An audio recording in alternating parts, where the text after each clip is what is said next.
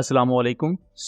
Welcome to am रात। दोस्तों, पाकिस्तान के DGISPR की तरफ से एक बड़ा बयान आ चुका है और ये बड़ा बयान उस वक्त आया जब इंडियन नेवी पाकिस्तानी सी शोर्स को इन्वेड करने के लिए एक्सरसाइजेस कर रही है, जिस पर डिटेल्ड वीडियो हमने सेकंड चैनल कॉन्फ्लिक्ट कार्ड रात पर बनाई कि इंडिया के लैंडिंग करियर वेसल्स, इंडिया की आर्मर्ड व्हीकल्स और इंडियन नेवी के उन लैंडिंग करियर वेसल्स पर इंडियन आर्मी के सोल्जर्स मिलकर एक जॉइंट एक्सरसाइजेस लॉन्च कर चुके हैं, जिसका मकसद ये है कि सिर क्रीक पर एक फुल एंड इन्वेजन करना या कराची को अटैक करने के बाद वहां इन्वेड करना। तो ये प्रैक्टिकली तो पॉसिबल नहीं है। उसकी रीजंस मैंने सेकंड चैनल पर जो वीडियो बनाई है उसमें बताई हुई है डिटेल के साथ, हिस्टोरिकल एविडेंसेस भी उसमें दिए हैं, तो उस वीडियो को जरूर देख लीजिएगा। लेकिन पाकिस्तान के DGISPR की तरफ से ये बयान आ चुका है कि any external aggression will be met with firm and square response, कि किसी भी किस्म का अगर एक्शन लिया जाता है इंडियन नेवी की तरफ से, जैसा कि अभी ऑलमोस्ट पॉसिबल लग रहा है 80% तक, तो उससे बहुत ही ज्यादा सख्त और फौरी जवाब दिया जाएगा। पाकिस्तान की जो पॉलिसी है उसमें बहुत बड़ा पैराडाइम शिफ्ट आया 2019 के बाद। 2019 में ये हुआ था कि इंडिया ने 26 फरवरी को अटैक किया। पाकिस्तान ने कहा कि हम जवाब देंगे, बट अपने टाइम पर और अपनी जगह पर। पाकिस्तान ने 27 तारीख को एक रिटेलिएशन ऑपरेशन लॉन्च किया। उसमें इंडियन ऑक्युपाइड कश्मीर में 6 पर्टिकुलर ये टारगेट्स पर बॉम्ब्स गिराए गए। देन इंडिया के 2 एयरक्राफ्ट शूट डाउन कर दिए गए। बट 2025 में ये पैराडाइम शिफ्ट हमने इस तरह देखा कि इंडिया ने 6 से 7 मई की रात को अटैक किया और पाकिस्तान ने उसी वक्त काउंटर अटैक कर दिया। मींस कि इंडिया ने जैसे ही पाकिस्तानी एरियाज पर मिसाइल्स फायर किए तो पाकिस्तान ने भी उसी वक्त काउंटर में PL-15 इंडियन जेट्स पर फायर किए। तो उसका नतीजा हम सब जानते हैं कि 7 इंडियन एयरक्राफ्ट डिस्ट्रॉय हो गए। लेटर ऑन पाकिस्तान ने फिर ऑपरेशन बुनियाद मरसूस में भी इंडिया के मुख्तलिफ एयर बेसिस और मिलिट्री कैंप्स को निशाना बनाया। और अब पाकिस्तान का ये जो मिलिट्री स्ट्रक्चर है ये और ज्यादा एक्टिव हो चुका है, ये और ज्यादा सेंसिटिव हो चुका है, और ये चीज DGISPR के इस बयान से भी वाज़ेह है। लेकिन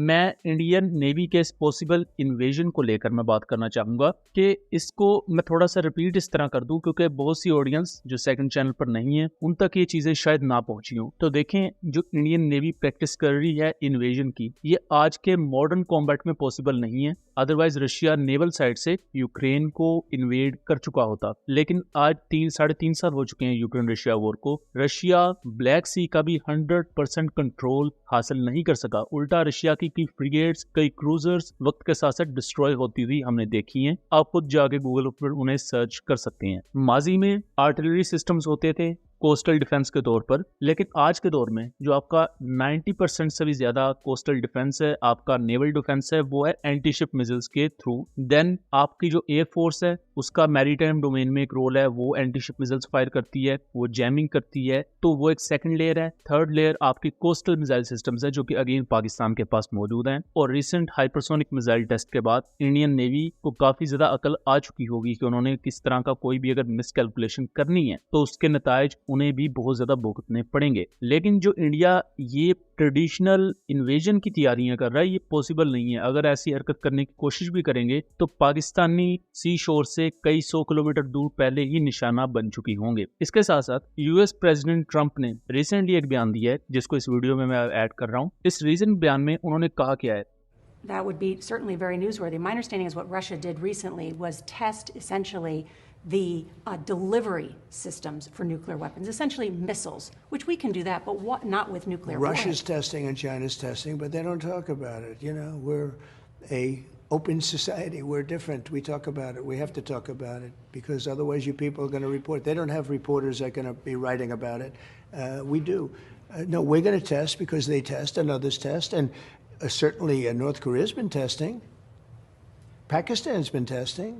Not nuclear weapons, is my understanding. North Korea has, but not nuclear weapons. They don't go and tell you about it. And, you know, as powerful as they are, this is a big world. You don't necessarily know where they're testing.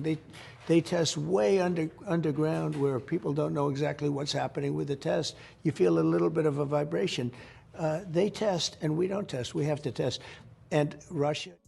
अल्फाज उनके बहुत दिलचस्प हैं। उन्होंने ये कहा है कि पाकिस्तान कुछ न्यूक्लियर वेपन्स और कुछ दूसरे वेपन्स टेस्ट करता आ रहा है और वो बताते नहीं है, यानी कि पाकिस्तान बताता नहीं है, और ये टेस्ट होते हैं अंडरग्राउंड। अब जहां तक मुझे लगता है यहाँ सिर्फ वो न्यूक्लियर वेपन टेस्ट की बात नहीं कर रहे, बल्कि उसके साथ साथ जो पाकिस्तान के न्यू वेपन सिस्टम्स हैं उनके टेस्ट को लेकर भी बात कर रहे हैं। और एक बेसिकली वो अपने लिए जवाब पेश कर रहे हैं, क्योंकि यूएस प्रेसिडेंट ट्रंप ने रिसेंटली कहा था कि अब यूएस भी न्यूक्लियर टेस्ट करेगा, क्योंकि इससे पहले nuclear test US, Soviet Union, बाकी मुल्कों ने रोक दिए थे क्योंकि इनके बहुत ही ज्यादा डिवास्टेटिंग इफेक्ट्स थे। लेकिन अब यूएस प्रेसिडेंट चाहते हैं कि यूनाइटेड स्टेट्स ऑफ अमेरिका दोबारा से न्यूक्लियर टेस्ट करे, और उसकी रीजन वो बताते हैं कि जी रशिया ने चूंकि एक न्यूक्लियर पावर्ड क्रूज मिसाइल तैयार किया है, न्यूक्लियर पावर्ड टॉर्पीडो या unmanned underwater system test कर लिया है, तो उसके जवाब में यूएस को भी न्यूक्लियर टेस्ट करना चाहिए या कोई ऐसा वेपन सिस्टम टेस्ट करना चाहिए जो नेक्स्ट जनरेशन न्यूक्लियर वॉरहेड को लेकर जाने के काबिल हो। और अब उसी में ही उन्होंने पाकिस्तान का भी इजाफा कर दिया है कि पाकिस्तान ने भी कुछ अननोन वेपन सिस्टम टेस्ट किए हैं, कुछ अननोन न्यूक्लियर वेपन सिस्टम भी टेस्ट किए हैं अंडरग्राउंड फैसिलिटीज में,